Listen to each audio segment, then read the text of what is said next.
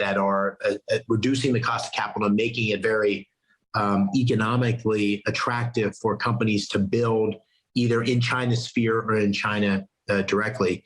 And what we need to do is not embrace the Chinese model. And in my opinion, we need to be careful not to embrace the traditional democratic industrial policy model where you pick individual companies and then you also impose a set of progressive policies on top of the bargain to get the government's money. What we need to do is create the right incentive structure to draw private capital into those areas that's going to be most important for America's well-being. And in the book, I recommend a couple things. We need to have, first of all, very thoughtful tax policy that's attractive and attracts investment into these key areas. So tax rebates and so forth. The second thing we need to do is consider using government capital side by side with private sector capital in industries that matter. And the way you can do that is by creating investment funds that would be based on private capital, but the government would also be a co-investor. And the government could operate as first loss and also cap its return in a way that makes that investment opportunity even more attractive for private capital. But we still maintain the dynamics of the private sector making the decisions of where it wants to invest that capital.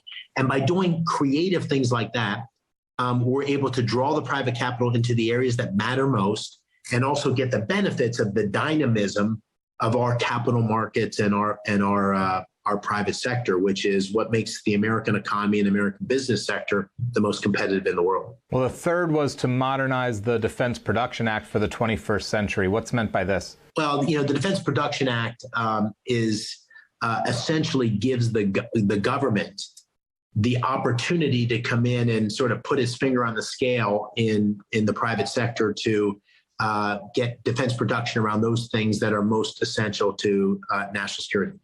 That is much dated, and it needs to be updated to reflect the dynamics in our modern economy and also in some of these key technologies. I think the government needs to play a heavier role, but the way that it's designed in the Defense Production Act is very rudimentary.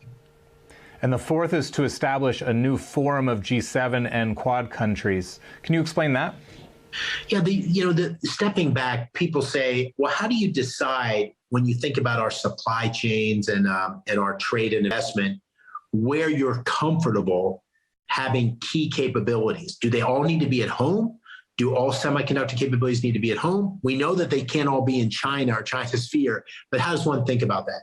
And the way I try to describe it is concentric circles. So there's certain things, whether it's pharmaceuticals or semiconductors, that we need to build here at home.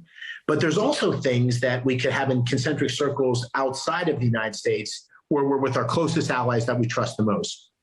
And so if you think about the portfolio of trade and investment in the United States, I think we need to think about it strategically in terms of those concentric circles.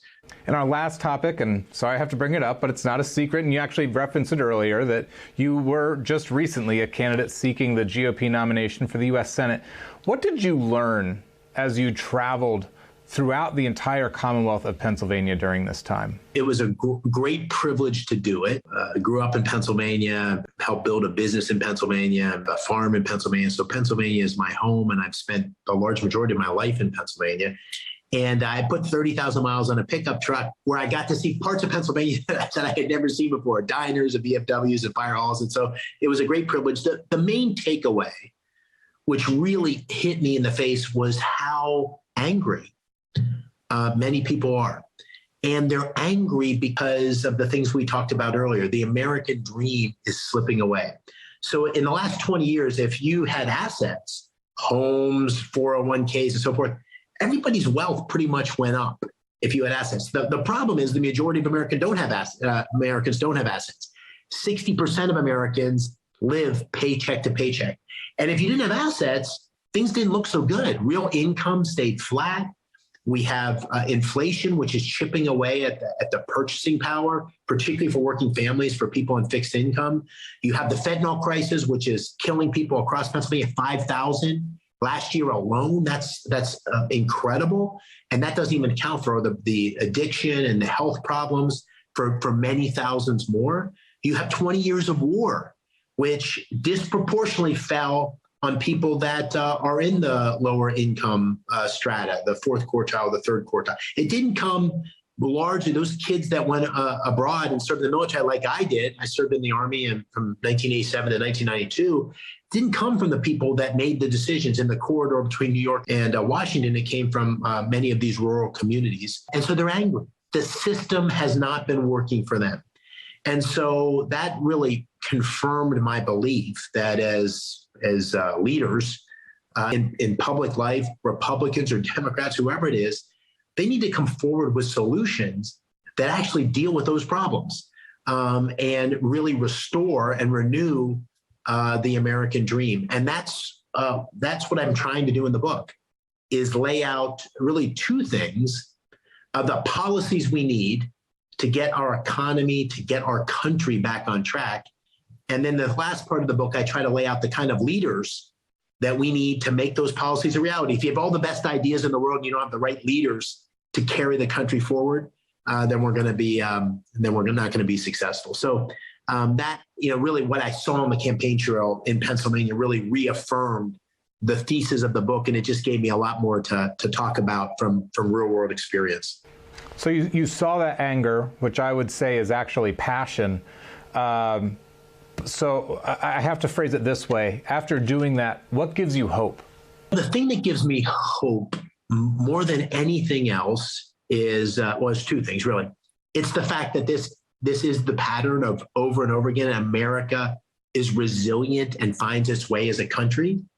But then, when you're dealing with people on the campaign trail, they want to believe in the exceptionalism of America. They know we can do better. They're resilient. I mean, Americans are a resilient bunch. They take a punch, they get off the mat, and they ultimately want inspirational leadership to carry them forward. And part of keeping America great is believing America is great. And that's what I try to end the book with, which is this great quote from William F. Buckley. And he's the great conservative and had run for president in the 70s. And he has this book called Gratitude. And in the book Gratitude, he has this line that says, being an American citizen is a privilege, to be born and to grow up and to have all that the greatest country in the world has to offer. But it's also a responsibility to do everything you can to preserve it. And I think what's flawed with our country right now is people are long on privilege and short on responsibility. And what I saw on the campaign trail is an awakening that as the country struggles, that people see it as their responsibility to do something, whether it's voting or running for office or leading in their school board races or whatever it is. And so that's what gives me hope, is the American spirit. And I saw it firsthand. And I have to ask it, will we see your name on a ballot in 2024? I haven't decided. What you will see for sure is that I want to be part of the solution. I want to be part of the solution in Pennsylvania. I want to be part of the solution in the country. I feel uniquely blessed to have lived the life I've lived. And I feel that obligation, that sense of responsibility to try to do my part. So, the running for office is a big decision. It's a family decision. Last time we had a family vote. We have 6 daughters and my wife. We had a family vote. It was 7-1 against, and I did it anyway. So we're now in the middle of further negotiations. Well, David, thank you so much for lending your time and expertise to our program today. Where can the viewers go to learn more about you, your book, Superpower in Peril, and the work that you're doing? DaveMcCormickBook.com gives an overview of the book and all about me. And then you can follow me on my various Dave McCormick PA, Twitter and Facebook and so forth. And for more information on the Ronald Reagan Presidential Foundation Institute's Task Force on Manufacturing Competitiveness report, you can visit reaganfoundation.org. David, thank you again for joining us on PMA Perspective. My pleasure. Thanks so much for having me. And that's all for this week's program, and also concludes this season of PMA Perspective. But you can watch all our previous programs at pmap.tv. And to stay current on what's happening in your state government, please visit us at www.pamanufacturers.org. And from all of us